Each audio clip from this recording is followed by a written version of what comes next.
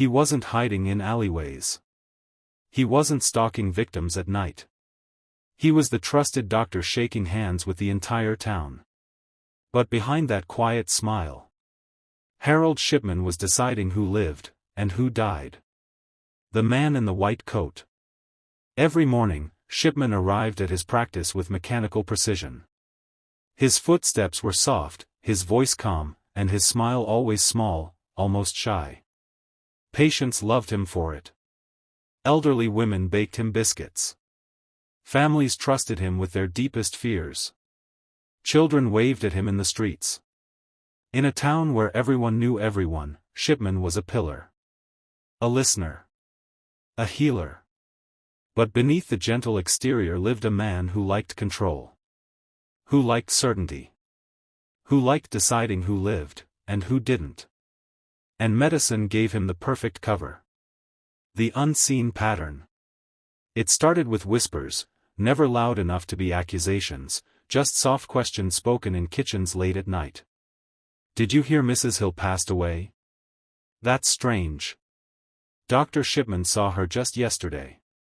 Odd, isn't it? Another one of his patients gone. The deaths seemed peaceful, almost too peaceful. No struggle, no warning, no symptoms that made sense. Just, sudden endings. But who questions the doctor? Who doubts the man with the prescription pad and the reassuring tone? For years, the pattern lived in the shadows, unnoticed, unchallenged, unspoken.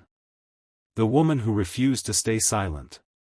Everything changed when Kathleen Grundy, a well-respected, lively former mayor, died suddenly.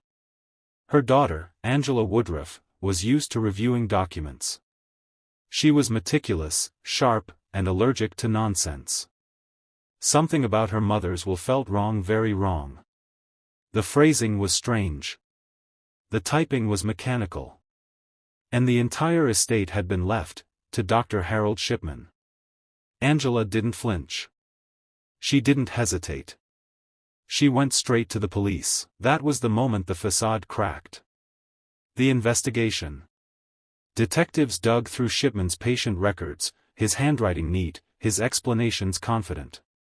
But the more they studied, the more the illusion crumbled. Entries added after deaths. Drug logs that didn't match prescriptions. A timeline of routine visits followed by sudden fatalities. The death certificates all carried the same quiet signature. Dr. H. F. Shipman. Then came the exhumation of Kathleen Grundy, the moment that exposed the truth the town never wanted to face.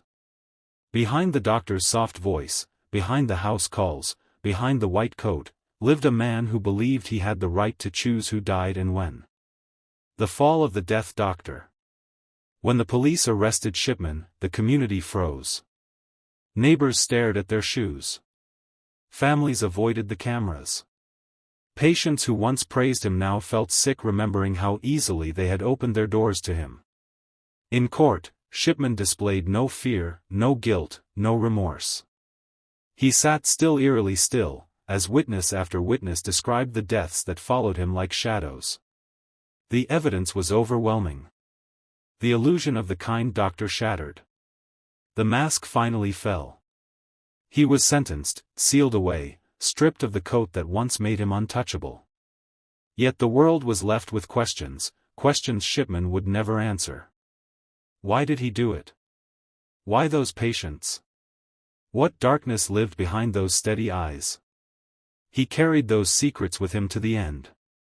The legacy of fear. The case forever changed how people viewed the medical profession. Systems were reformed. Safeguards put in place. And Shipman's name became synonymous with betrayal, hidden evil, and unimaginable violation of trust. He wasn't a monster from legend. He wasn't a shadow lurking in alleys. He wasn't a stranger. He was the doctor everyone trusted. And that's what made his story so haunting. Harold Frederick Shipman, the Death Doctor.